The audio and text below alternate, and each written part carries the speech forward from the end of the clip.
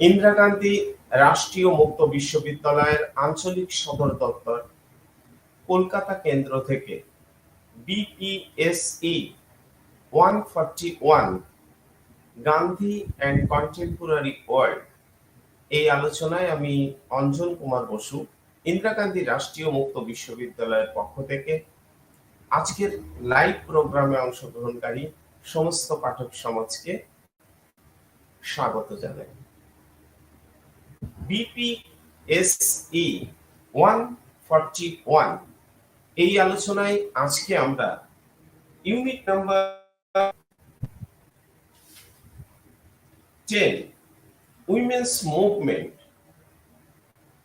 অর্থাৎ নারী আন্দোলন এবং ইউনিট নাম্বার 11 এনভায়রনমেন্ট মুভমেন্ট অর্থাৎ পরিবেশ বা এনভায়রনমেন্টাল মুভমেন্ট পরিবেশ আন্দোলন এই আলোচনা করব।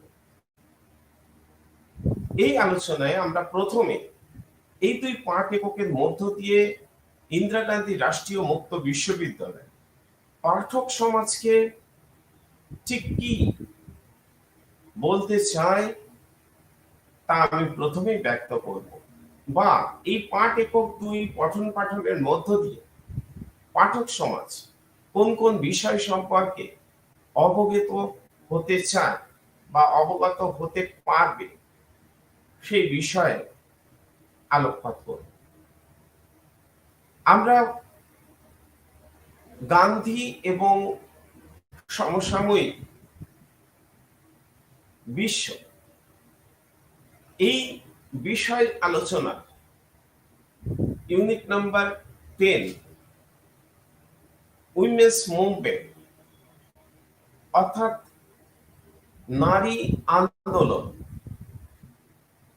এই নারীদের দ্বারা স্বাধীনতা এবং স্বাধীনতা পরবর্তী পর্বে নারীদের দ্বারা সংগঠিত আন্দোলনের উপরে আলোকপাত করব এবং এই বিষয়ে আমরা প্রথমে বলতে চাই যে এই ইউনিট পঠন পাঠনের মধ্য দিয়ে নারী আন্দোলন সম্পর্কে গান্ধীর কি ধারণা, ভারতবর্ষের প্রাক স্বাধীন এবং স্বাধীনতা পরবর্তী পর্বে নারী আন্দোলনের প্রকৃতি এবং বিভিন্ন নারী আন্দোলন, নারীদের দ্বারা সংগঠিত আন্দোলন সম্পর্কে আমরা স্বচ্ছ ধারণা এই ইউনিট পঠন পাঠনের মধ্য দিয়ে অবগত হব। এর পাশাপাশি ইউনিট নাম্বার 11 এনভায়রনমেন্টাল মুভমেন্ট অর্থাৎ পরিবেশ আন্দোলন, যেখানে একটা বিরাট ভূমিকা বা একটা ব্যাপক ভূমিকা পালন করেছিল ভারতবর্ষের অগণিত নারী, এবং সেই পরিবেশ আন্দোলনগুলো যা কার্যত গান্ধীবাদী দর্শনের দ্বারা ভীষণভাবে অনুপ্রাণিত ছিল। অহিংস আন্দোলন, দুই একটি ব্যতিক্রম বাদ দিলে হিংসার কোনো প্রকার আশ্রয় পরিবেশ আন্দোলনগুলোর মধ্যে সংগঠিত হয়নি। এমনকি নারী আন্দোলনের ক্ষেত্রেও আমরা দেখেছি হিংসার আশ্রয় অন্তত আন্দোলনকারীরা গ্রহণ করেনি সরকারের বিরুদ্ধে বা রাষ্ট্রযন্ত্রের বিরুদ্ধে, বা যারা আন্দোলনকে থামিয়ে দিতে চেয়েছে, স্তব্ধ করতে চেয়েছে তাদের বিরুদ্ধে। তারা অহিংস আন্দোলনের পথ গ্রহণ করেছে। এমনই আন্দোলনগুলো সম্পর্কে আমরা এই ইউনিট 2 এর মাধ্যমে একটা স্বচ্ছ ধারণা দিকে এগোব। আমি প্রথমে গান্ধীজির নারী আন্দোলনের প্রতি কি দৃষ্টিভঙ্গি ছিল সেই বিষয়ে আলোকপাত করার চেষ্টা করব। এই আলোচনার শুরুতে আমি বলতে চাই যে ভারতীয় শাস্ত্রগুলিতে বা শাস্ত্রে, ধর্মীয় শাস্ত্রে ধরুন, সেখানে নারীকে শক্তি রূপে গণ্য করা হয়েছে এবং সৃষ্টির শক্তি হিসেবে নারী সৃষ্টিকর্তা এবং তার হাত ধরে সৃষ্টি সম্ভব, এইভাবে মান্যতা দেওয়া হয়েছে এবং তারই ফলশ্রুতি আমরা লক্ষ্য করি যে প্রাচীন কাল থেকে সৃষ্টির শক্তি হিসেবে নারীকে গণ্য করা হয়েছে এবং প্রাচীন ভারতের নারী ধর্মীয় এবং সাংস্কৃতিক অনুষ্ঠানে পুরুষের সমান মর্যাদা ভোগ করতেন, তার সাথে একই সঙ্গে সেখানে সামিল হতে পারতেন। এবং আরো গুরুত্বপূর্ণ বিষয় আমি বলতে চাই, তা হল যে নারী সময়ের সঙ্গে সঙ্গে তার মর্যাদা কিন্তু সেই প্রাচীন কাল থেকে পুরুষতান্ত্রিক সমাজের কাছে হারিয়েছে। ফলে আমরা এই আন্দোলনের মধ্যে দিয়ে আমরা এই ইন্দিরা গান্ধী রাষ্ট্রীয় মুক্ত বিশ্ববিদ্যালয়ে পঠন পাঠনের মধ্য দিয়ে আমরা এটা বুঝতে পারবো যে এই 5 একক দয়ের মাধ্যমে একটা স্বচ্ছ ধারণা উপলব্ধি করতে পারবো যে নারীকে ঠিক কোন স্তরে কল্পনা করা হয়েছে। ফলে স্বাভাবিকভাবে ইন্দিরা গান্ধী রাষ্ট্রীয় মুক্ত বিশ্ববিদ্যালয় এই 2 পাঠ্যক্রমের মধ্য দিয়ে একটা স্বচ্ছ ধারণা তৈরি করতে চাই। আমরা নারী আন্দোলন সম্পর্কে গান্ধীজির দৃষ্টিভঙ্গি প্রথমে উপস্থাপন করব, তারপর আমরা ধীরে ধীরে নারী আন্দোলন, ভারতবর্ষের নারী আন্দোলনের প্রকৃতি উপলব্ধি করার চেষ্টা করব।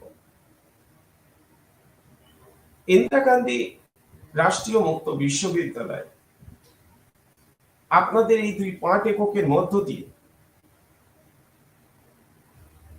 নারী আন্দোলন এর বিভিন্ন দিক,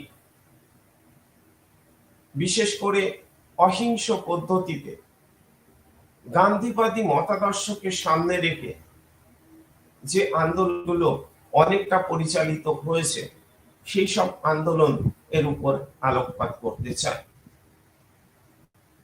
নারী আন্দোলনের এই পর্বে আমরা দেখার চেষ্টা করব যে গান্ধীজি নারী আন্দোলন সম্পর্কে কি ভাবতেন এবং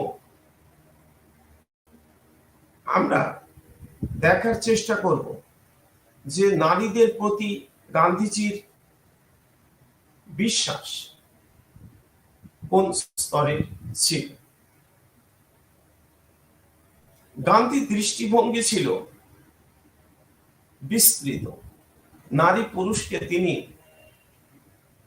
সমান দৃষ্টিভঙ্গি থেকে বিচার করেছিলেন এবং সেই দৃষ্টিভঙ্গির দ্বারা চালিত হয়ে অনেক সময় গান্ধীজি নারীদের প্রতিনিধিত্ব বা নারী হৃদয়কে জয় করার পথ দেখিয়েছিলেন। তিনি মনে করেছিলেন এই নারী শ্রেষ্ঠ। কেন শ্রেষ্ঠ? কেননা নারীর মধ্যে ত্যাগ, নম্রতা, বিশ্বাস এবং জ্ঞানের পরিপূর্ণতা রয়েছে। ফলে তার এই সমাজে সমান অধিকার প্রাপ্ত। তিনি যখন সমাজের বৃহত্তর অংশের মানুষকে তার আন্দোলনের মধ্যে আনার চেষ্টা করেছেন, তখন স্বাভাবিকভাবে গান্ধীজি এটাই বোঝানোর চেষ্টা করেছেন যে এই সমাজের সার্বিক মঙ্গলের জন্য সমাজের অর্ধেক অংশকে বাদ দিয়ে ভাবলে চলবে না। এমন ভাবনা বিবেকানন্দ, স্বামী বিবেকানন্দের মধ্যেও কাজ করেছিল। কাজে তিনি নারী জাতির কণ্ঠস্বর হয়ে উঠেছিলেন এবং নারীরাও তার আন্দোলনের সামিল হয়েছিল এবং গান্ধী দর্শনের মধ্যে নারীরা নতুন ভাবে বাঁচার, তাদের অধিকার প্রতিষ্ঠার পথ খুঁজে পেয়েছিলেন। তিনি সমাজে তাদের ন্যায্য স্থান দেওয়ার জন্য সমস্ত রকমের চেষ্টা সাধন করেছিলেন। এই ছিল গান্ধীজির দৃষ্টিভঙ্গি এবং সেই দৃষ্টিভঙ্গির দ্বারা গান্ধীজি পরিচালিত হয়েছিলেন। ফলে আমরা দেখতে পাই যে নারী আন্দোলনের একটা বিরাট অংশে গান্ধীবাদী দর্শনের যে আদর্শ, অহিংসা, সত্যাগ্রহ,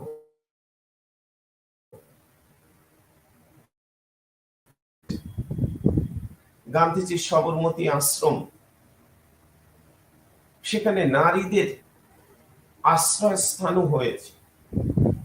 ফলে গান্ধীজি হয়ে উঠেছিলেন ভারতবর্ষের অগণিত মানুষের মঙ্গল সাধনের রূপকার।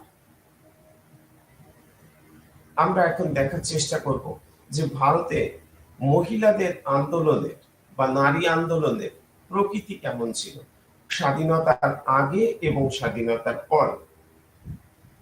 ভারতে প্রাক স্বাধীন পর্ব থেকে স্বাধীনতা পরবর্তী পর্বেও নারী আন্দোলনের একটা ধারাবাহিকতা লক্ষ্য করা যায়। নারীরা তাদের নানান ধরনের অধিকার প্রতিষ্ঠার জন্য এই জাতীয় আন্দোলনগুলো সংগঠিত করে। প্রাক স্বাধীন পর্বের নারী আন্দোলন মূলত ব্রাহ্ম সমাজ, যার প্রতিষ্ঠাতা রাজা রামমোহন রায়, ঈশ্বরচন্দ্র বিদ্যাসাগর, দয়ানন্দ সরস্বতী, আর্য সমাজ, প্রার্থনা সমাজ, এর মধ্য দিয়ে এই আন্দোলনগুলো সংগঠিত হয়েছিল এবং এই পর্বের আন্দোলন এগুলো ছিল নারী শিক্ষা, সতীদাহ, বাল্য বিবাহ, পুনর্বিবাহ এবং বিধবা বিবাহ এই সংক্রান্ত বিষয়গুলোকে কেন্দ্র করে। কিন্তু স্বাধীনতা পরবর্তী পর্বে নারী আন্দোলনের প্রকৃতিগত ধরনে অনেকটা পরিবর্তন হয়। অর্থাৎ এই সময় পর্বে বাল্য বিবাহ, বহু বিবাহ, সতীদাহ, পণ প্রথা এর সাথে নতুন করে যুক্ত হয়। ফলে সেগুলোকে তো রদ করার জন্য আইন বিভিন্ন সময় তৈরি হয়েছে। নতুন যে সমস্যাগুলো স্বাধীনতা পরবর্তী পর্বে নারী আন্দোলনের সাথে যুক্ত হয়, তার মধ্যে আমরা যে বিষয়গুলো উপলব্ধি করি তা হল নারীর অধিকার, নারীর কর্মের অধিকার, চাকরি ক্ষেত্রে নারীর বা কর্মস্থানে নারীর বঞ্চনার অধিকার, ভোটাধিকার, গণতান্ত্রিক রাষ্ট্রে ভোটাধিকার, পণ প্রথা, সংসার ভেঙে যাওয়ার যন্ত্রণা, এই সমস্ত বিষয়গুলো। ফলে নানান ধরনের নারীবাদী সংগঠন সারা পৃথিবীর ন্যায় ভারতবর্ষেও গড়ে উঠতে শুরু করে। অল ইন্ডিয়া উইমেন কনফারেন্স তার প্রকৃষ্টতম উদাহরণ।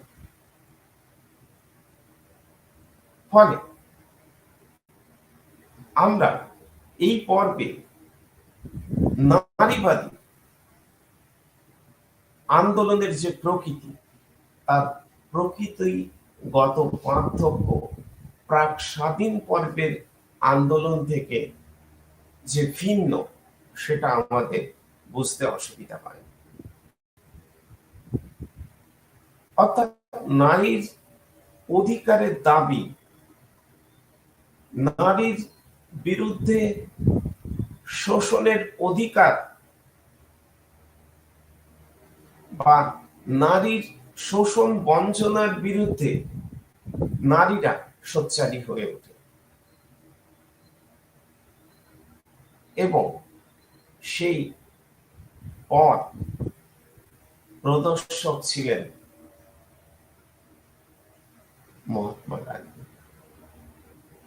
তারা হিংসার পথ গ্রহণ করেননি,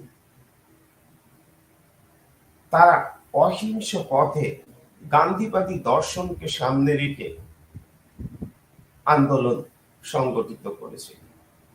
এমনই কিছু নারীবাদী আন্দোলনের প্রসঙ্গ আমি সংক্ষিপ্ত আকারে পাঠক সমাজের কাছে তুলে ধরব।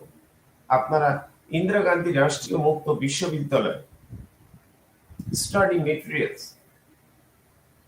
বারংবার চর্চার মাধ্যমে বিষয়গুলি অনুধাবন করার চেষ্টা করবেন। আমি খুব বেশি বিস্তারিত আকারে বিষয়গুলির ভেতরে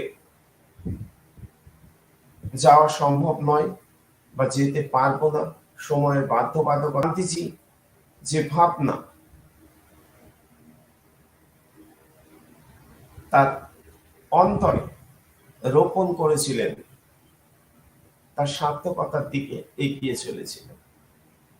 তাই নারী শিক্ষার হার, নারীর মর্যাদা, নারীর অর্থনৈতিক অধিকার, কর্মস্থানে নারীর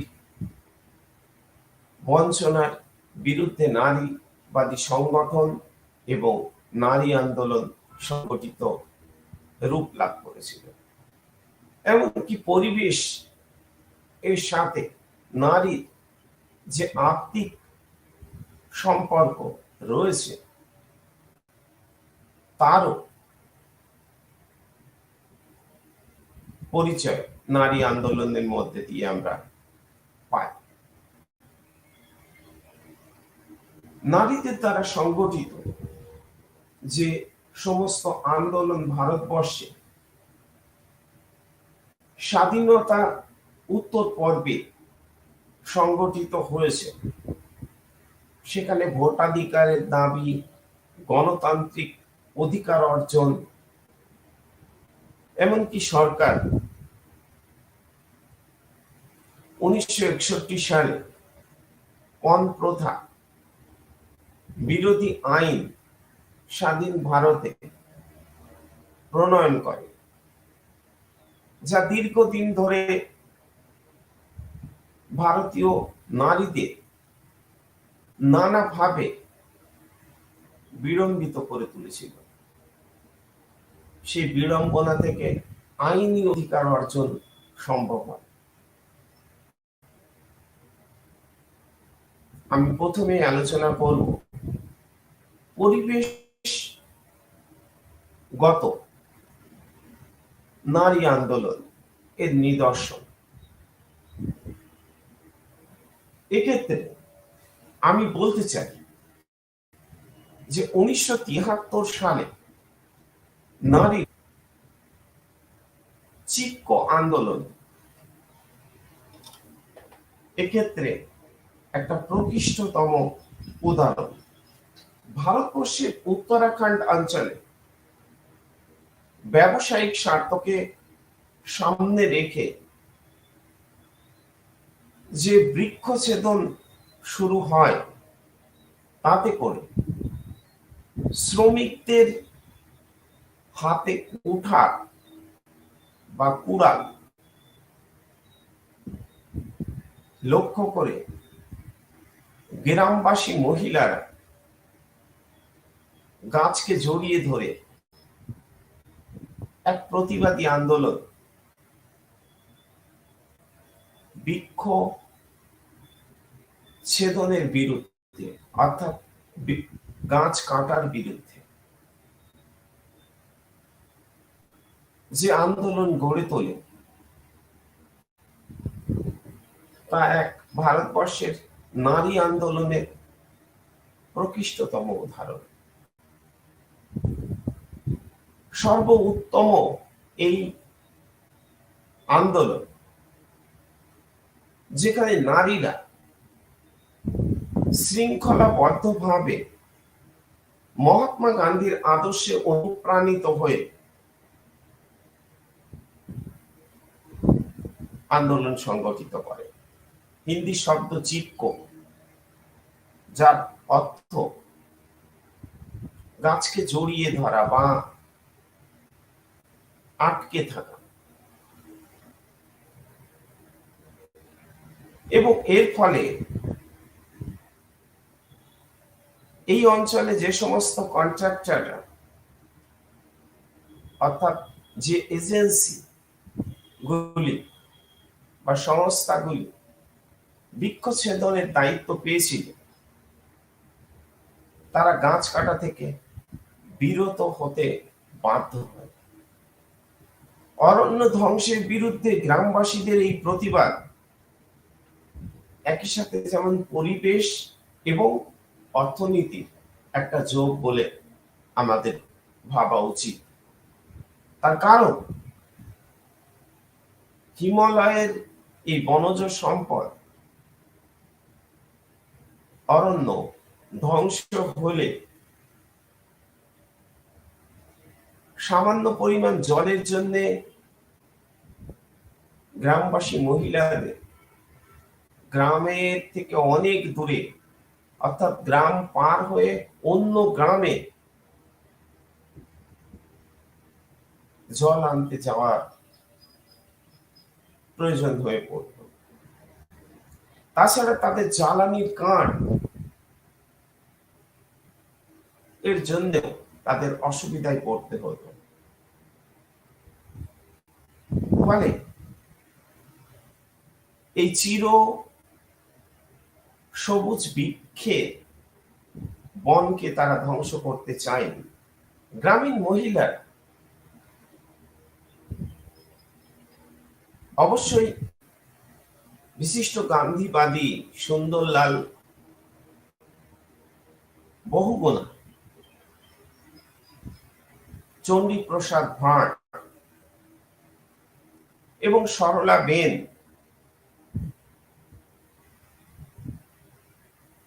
সহ নেতৃবৃন্দের সাথে মিলিতভাবে গ্রামবাসী মহিলারা এই আন্দোলন গড়ে তুলেছিল। একটা বিশেষ দিক একই সাথে পরিবেশ আন্দোলনের এক উল্লেখযোগ্য দিক বলে গণ্য করা উচিত। এছাড়াও নারীবাদী আন্দোলনের অন্যান্য যে সমস্ত নিদর্শনগুলো ভারতবর্ষের ক্ষেত্রে আমরা লক্ষ্য করি তা হচ্ছে 1985 সালে নর্মদা বাঁচাও আন্দোলন। এই আন্দোলন নর্মদা নদীর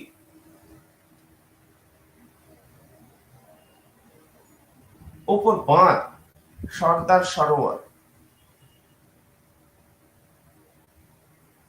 ওপর বাঁধ নির্মাণ করে, যে বাঁধ প্রকল্প এবং যার উদ্দেশ্য ছিল জল বিদ্যুৎ উৎপাদন, অর্থাৎ জলকে সংরক্ষণ করে টারবাইন ঘুরিয়ে জল বিদ্যুৎ উৎপাদন, তার বিরুদ্ধে একজন 32 বছর বয়সী মহিলা মেধা পাটেকার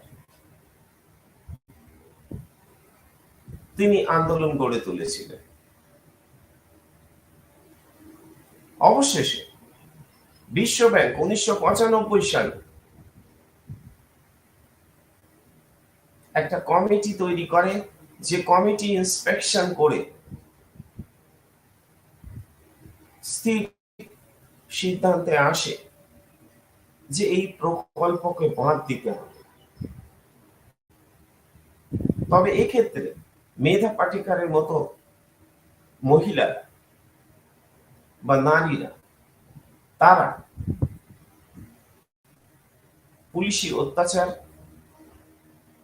এবং সমগ্র আন্দোলন পর্বে কখনো পিছুপা না হয়ে সামনে থেকে আন্দোলনকে সংগঠিত করেছে,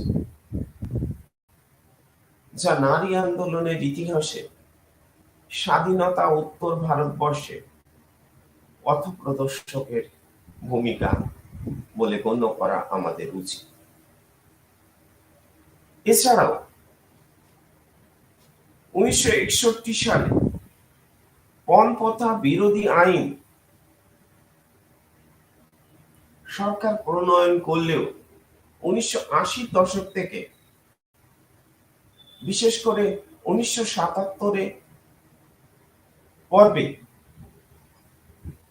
অসংখ্য নারী মৃত্যুর ঘটনা সামনে আসতে শুরু করে। মহারাষ্ট্র, কর্ণাটক, গুজরাট প্রভৃতি স্থানে এই জাতীয় আন্দোলন সংগঠিত হয়। ফলে স্বাভাবিকভাবে আন্দোলনকে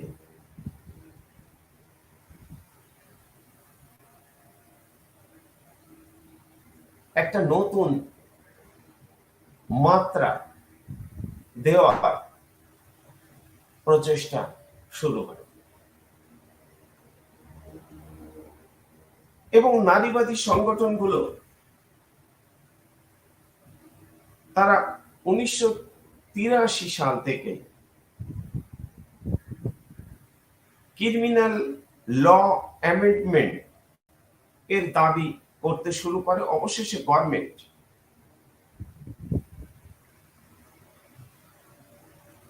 বিভিন্ন নারীবাদী সংগঠন বা সমিতিগুলি পক্ষ নিয়ে ল তৈরি করে বা অ্যামেন্ডমেন্ট তৈরি করে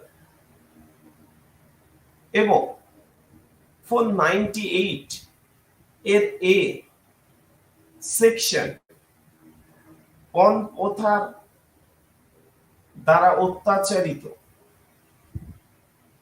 বা অত্যাচারকারীর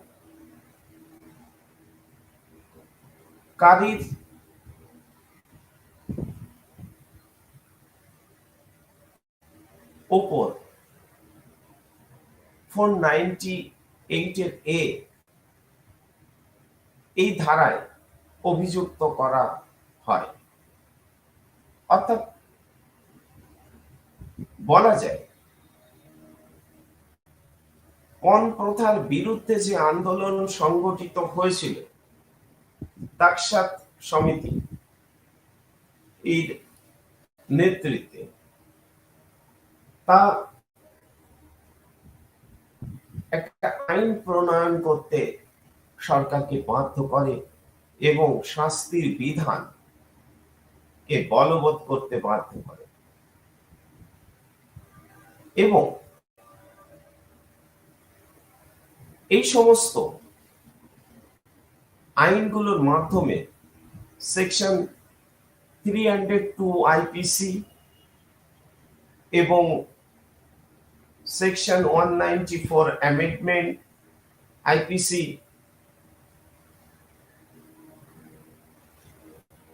113A এই সমস্ত আইনগুলোর মধ্য দিয়ে সরকার পণ প্রথার শিকার মহিলাদের বা তার পরিবারকে একটা সুরক্ষা দেওয়ার চেষ্টা করে। তবে নারীবাদী সংগঠনগুলো এক্ষেত্রেও অহিংস উপায়ে আন্দোলন গড়ে তোলে। আবার একই প্রবণতা আমরা লক্ষ্য করি নারীবাদী বিভিন্ন আঞ্চলিক সংগঠন, প্রদেশ ভিত্তিক সংগঠন, যেমন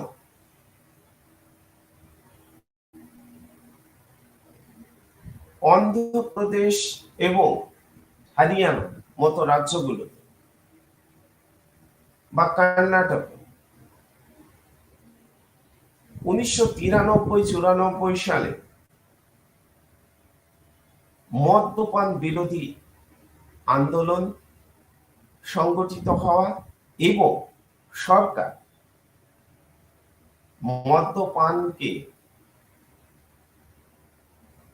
নিষিদ্ধকরণ বা চোলাই মদ বা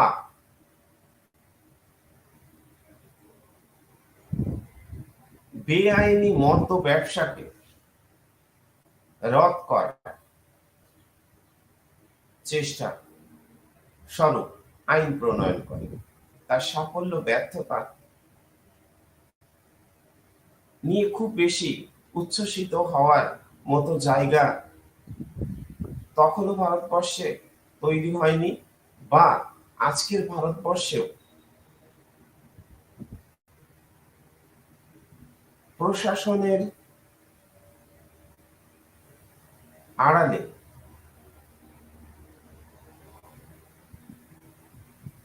নিষিদ্ধ মদ ব্যবসা ব্যাপকভাবে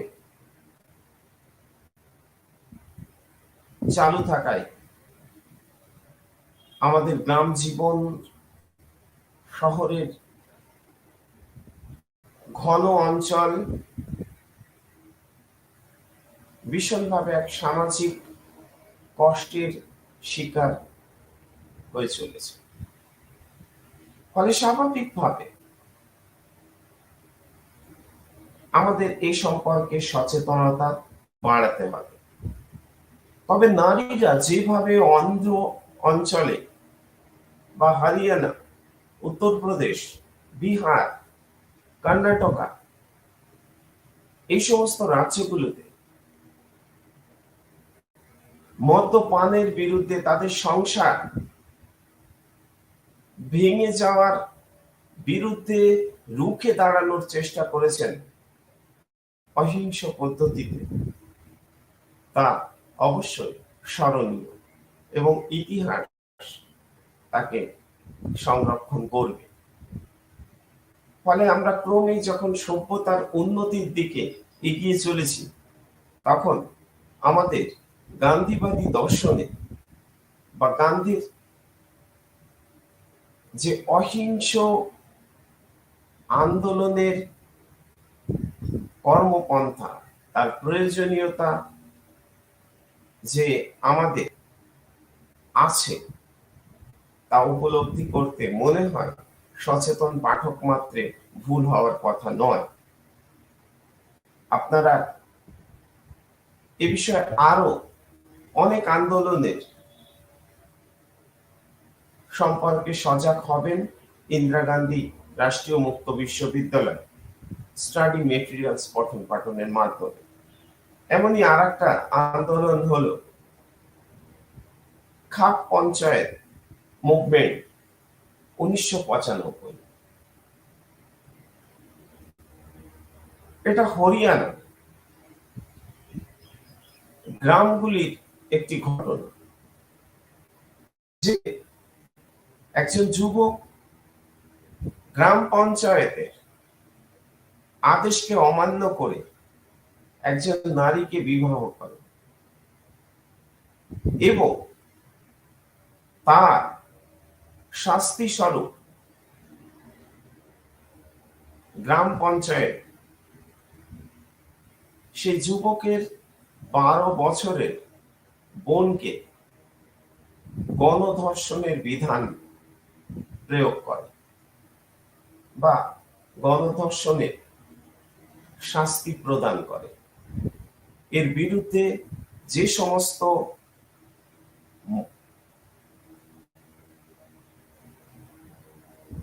মহিলা রুখে দাঁড়ায়, তাদের মধ্যে অনেকেই কিন্তু ছিল ওই পঞ্চায়েতের যে রায় প্রদানকারী সদস্য, তাদের পরিবার মহিলারা। ফলে মহিলারা সংগঠিতভাবে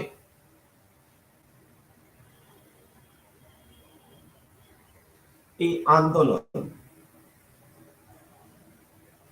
গড়ে তোলে। সাংওয়ান নামে এক মহিলা ফার্স্ট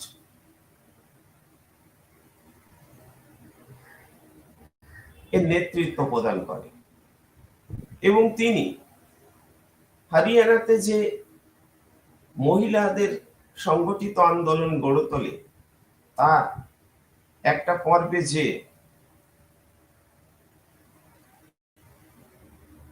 50,000 মহিলাকে নিয়ে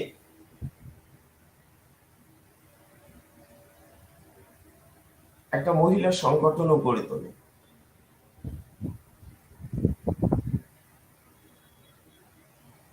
এবং ক্রমে ফিমেল সুইসাইড এবং গুপ্ত হত্যা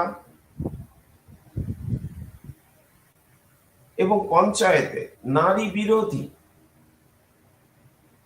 যে সমস্ত রায়, তার বিরুদ্ধে রুখে দাঁড়ানোর চেষ্টা করে। এছাড়াও 2002 সালে আর একটা আন্দোলন যার কথা বলতে হয়, সেটা হচ্ছে গুলাবি গ্যাং। সুমন সিং চৌহান উত্তরপ্রদেশ অঞ্চলে এই আন্দোলন গড়ে তোলে। তারা গোলাপি রঙে পোশাক বা শাড়ি পরে এই আন্দোলন করেছিল এবং সামাজিক স্তরে নারীদের ওপর ঘটে যাওয়া নানান অত্যাচারের বিরুদ্ধে এই গোলাপি গ্যাং আন্দোলন সংগঠিত হয়। নারীবাদী আন্দোলনের ক্ষেত্রে আমাদের মনে রাখতে হবে যে এই আন্দোলনগুলোর মধ্য দিয়ে নারীরা তাদের উপর ঘটা নানান ধরনের অত্যাচার প্রতিবাদ করেছিল। মণিপুরেও মহিলারা আসাম রাইফেলের জওয়ানদের নারীকে তুলে নিয়েছে, তার উপর যৌন নির্যাতন এবং নৃশংসভাবে হত্যা করার বিরুদ্ধে নগ্ন হয়ে প্রতিবাদ করেছিল 2000 সাল পরবর্তী সময় পর। এবং এই আন্দোলনে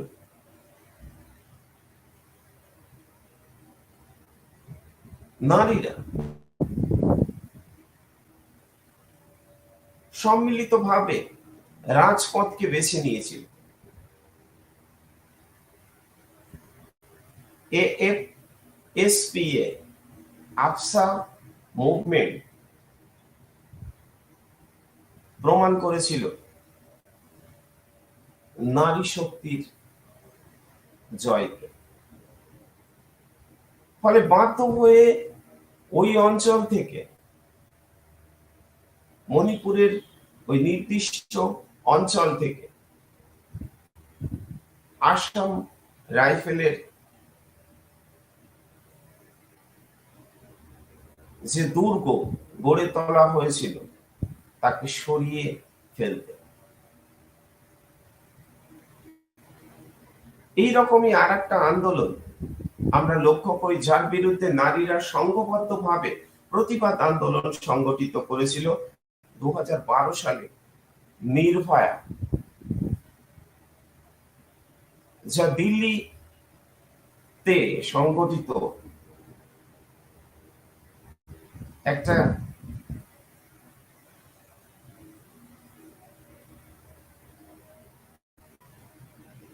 অপরাধের বিরুদ্ধে প্রতিবাদ আন্দোলন। সারা দেশব্যাপী এই আন্দোলন ছড়িয়ে পড়েছে। একজন মেডিকেল এর ছাত্রী কে ধর্ষণ করা এবং তারপর তাকে রাস্তার মধ্যে ছুঁড়ে ফেলা এবং তার প্রতিবাদ করতে চাওয়া যুবককে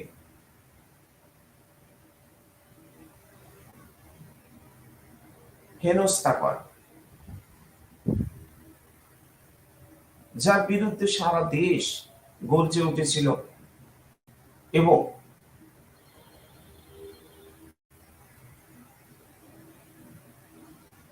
অপরাধীদের বিরুদ্ধে কঠোর পদক্ষেপের দাবি করেছিল।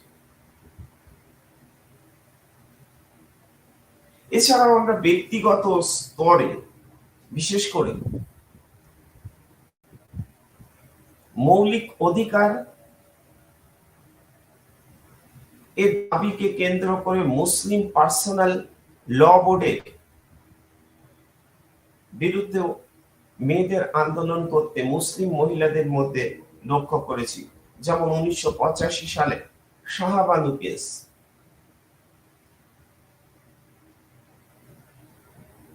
এবং এখানে শাহবানু যে দাবি ছিল, যে ভরণ পোষণের দাবি, তা শেষ পর্যন্ত একটা আইন হিসেবে স্বীকৃতি পেয়েছিল।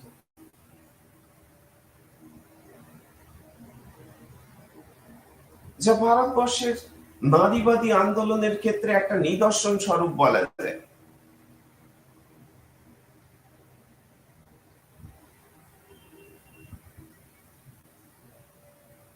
পুরুষ শাসিত সমাজ ব্যবস্থার বিরুদ্ধে, বিশেষ করে মুসলিম সমাজে যে ধর্মীয় অজুহাত দেখিয়ে নারীকে ত্যাগ করার প্রবণতা, তার বিরুদ্ধে রুখে দাঁড়ানোর এটা ছিল একটা চরমতম নিদর্শন। মুসলিম ল বোর্ডে বিরুদ্ধে আর একটা আন্দোলনও ছিল 3 তালাক আন্দোলন, যা 1916 সালে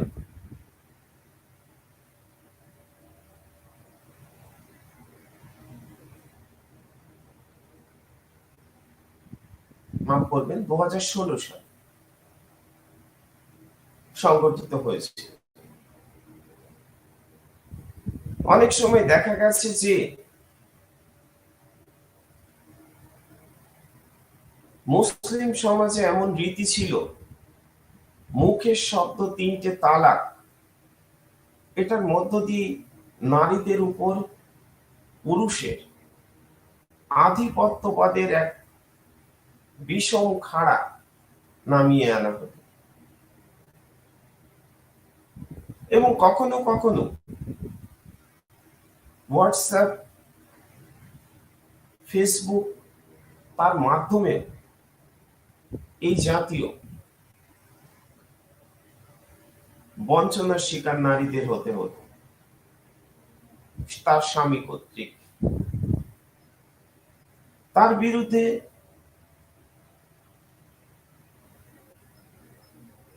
রুখে দাঁড়ায় নারী। যে আন্দোলন 2005 সালে শুরু হয় তা কার্যত 2016 সালে এসে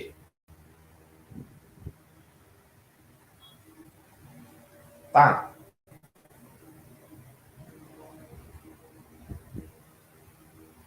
একটা সুরাহ সংগঠিত হয়। ফলে এইভাবে নারীকে ত্যাগ করার রীতি যে আইন বিরুদ্ধ, তা যে শরীয়ত প্রাধান্য দেয় না, উলেমা ধর্মীয় সম্প্রদায়ের এই ব্যাখ্যা কে নস্যাৎ করে এবং আইন তৈরি হয় মুসলিম মহিলাদের জন্য, যাকে নারীরা স্বাগত জানিয়েছে এবং মুসলিম সমাজের হিতাকাঙ্ক্ষী মানুষেরাও সমর্থন করেছে। এইভাবে নারী অত্যাচারের বিরুদ্ধে নারীদের সংগঠিত প্রতিরোধ আন্দোলন তার একটা চরম পরিণতি প্রাপ্তির মধ্য দিয়ে। আমার পরবর্তী আলোচনা ইউনিট 11 এনভায়রনমেন্টাল মুভমেন্ট। মহাত্মা গান্ধীর জীবন সর্বদা এই কর্মব্যস্ততার মধ্যে দিয়ে কেটেছে। যে স্বাধীনতা উত্তর ভারতবর্ষের তিনি যে স্বপ্ন দেখেছিলেন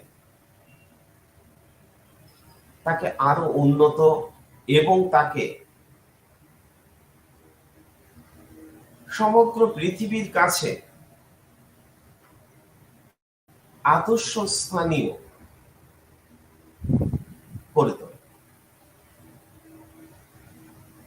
এবং তারই প্রতিধ্বনি আমরা পাই তার চিন্তা এবং চেতনার মধ্যে। তিনি হয়তো আজকের তথাকথিত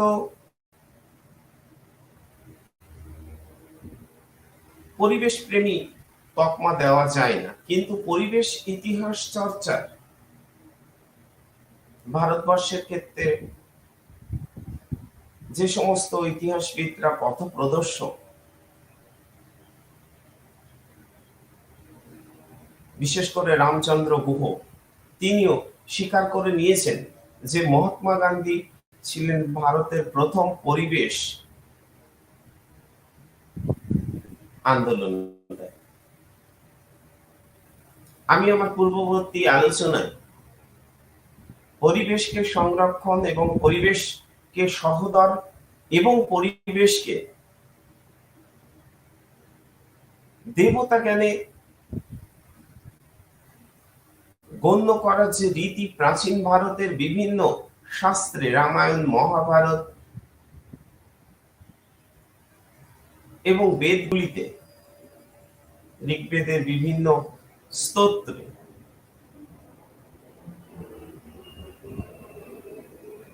যে ছিল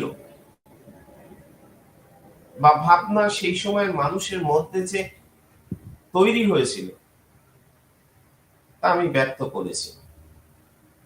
মহাত্মা গান্ধী কে রামচন্দ্র গুহর মতো ইতিহাসবিদ ভারতের প্রথম পরিবেশ প্রেমী বা আন্দোলনকারী পথপ্রদর্শক হিসেবে গণ্য করেছেন। এটা ঠিক যে তিনি আজকের দৃষ্টিভঙ্গিতে হয়তো পরিবেশ আন্দোলনকারী বা পরিবেশ প্রেমী মানুষদের মতো চিন্তা ভাবনা করেননি, কিন্তু তিনি পরিবেশের সুস্থতা মানবিক সমাজের জন্য বা ভারতবর্ষের মানুষের জন্য যে কতটা প্রয়োজন তা উপলব্ধি করেছিলেন এবং তার দর্শনের দ্বারা পরিবেশ আন্দোলন ভীষণভাবে প্রভাবিত হয়েছিল। আমি ইতিমধ্যে চিপকো আন্দোলন, আপিক্য আন্দোলন এর কথা বলেছি এবং নর্মদা বাঁচাও আন্দোলনের ক্ষেত্রে মেধা পাটেকরের ভূমিকার কথা বলেছি। নারী আন্দোলনের ক্ষেত্রে সাইলেন্ট ভ্যালি মুভমেন্ট, এগুলো আমার বিভিন্ন আলোচনার মধ্যে দিয়ে আমি ইতিমধ্যে আপনাদের কাছে তুলে ধরার চেষ্টা করেছি।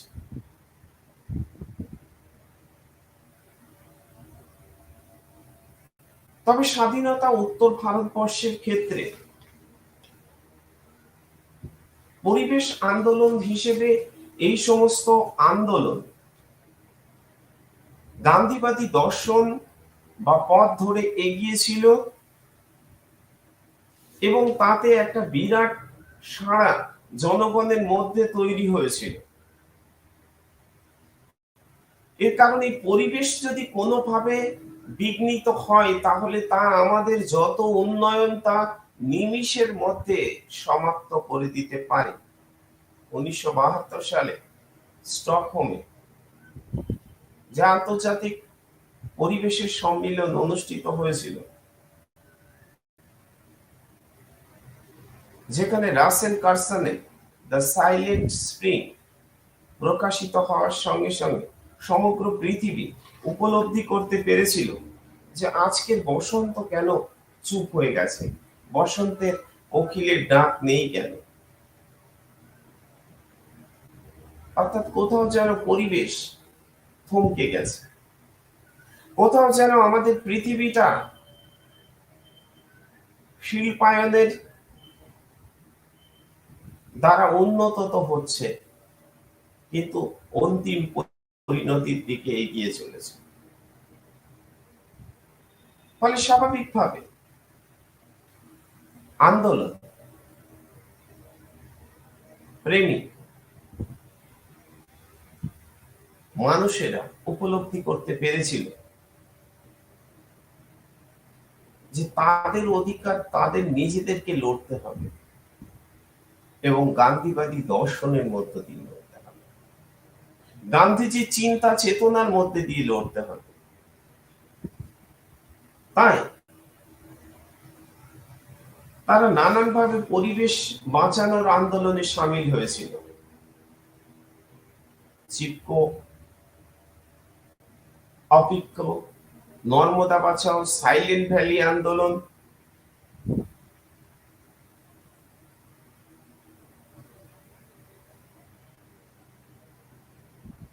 এবং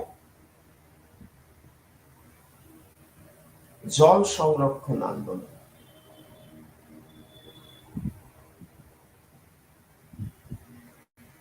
অর্থাৎ ক্রমাগত জলের অপব্যবহার বা দূষিত জলের মাত্রা বৃদ্ধি হলে সমগ্র পৃথিবী একদিন বা সমগ্র সভ্যতার একদিন অপমৃত্যু ঘটবে। এই জায়গা থেকে পরিবেশ আন্দোলনগুলো সংগঠিত হয়েছিল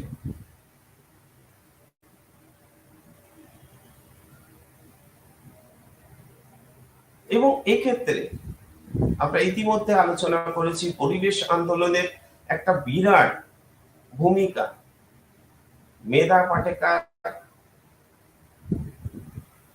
চুমন দেবী, হীরাবেন প্রমুখ নারীবাদীরা সংগঠিত করেছিলেন। গ্রামীণ মহিলাদের দ্বারা একটা বিরাট ভাবে পরিবেশ আন্দোলন গড়ে উঠেছিল।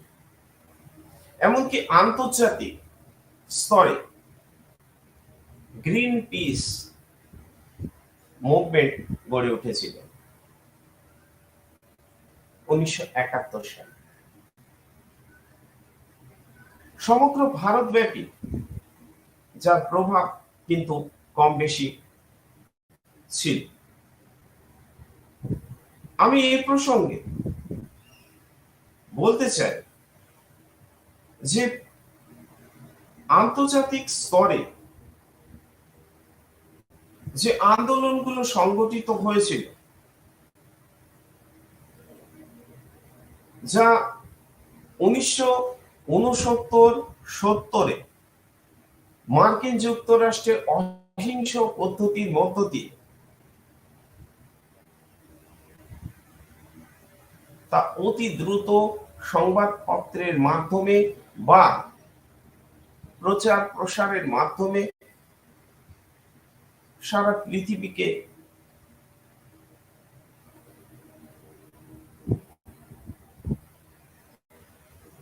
সজাগ করেছিল।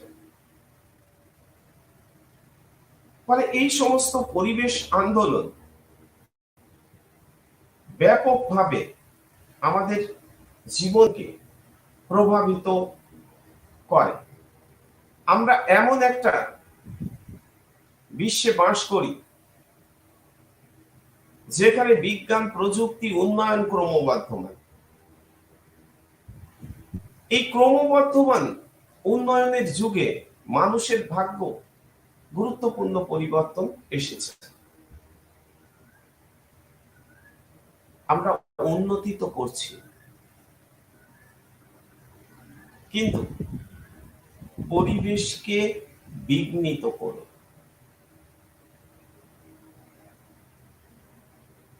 আমরা সামাজিক অধিকার তো ভোগ করছি, সমাজের অর্ধাংশকে বঞ্চিত করে। গান্ধী দর্শন এই দুই জায়গাতে আমাদের সজাগ করে। নারীর অধিকার, নারীর সম্মান, নারী মর্যাদাকে প্রতিষ্ঠা, কর্মপন্থার শিক্ষা আমাদের দেয়। পাশাপাশি আমাদের এই উন্নয়ন, আমাদের এই ভোগবাদী জীবনকে শান্তিপূর্ণ জীবন দর্শনের মধ্যে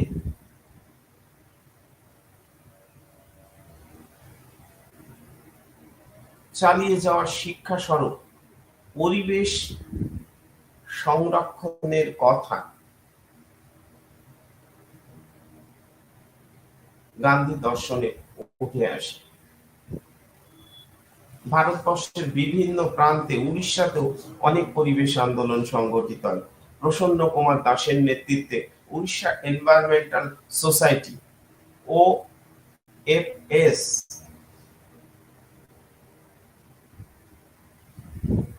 এবং গন্ধমাদন যুব পরিষদের নেতৃত্বে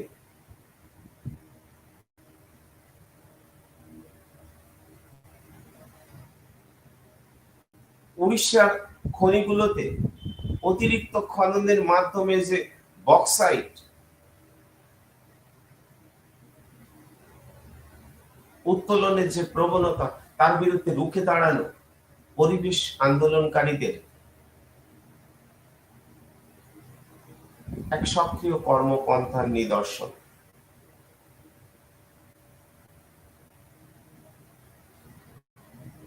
এবং বিভিন্ন প্রাদেশিক সরকাররা বিভিন্ন সময় জল সংরক্ষণের উপর জোর দিয়েছে। Orissa government Orissa river water act 1953,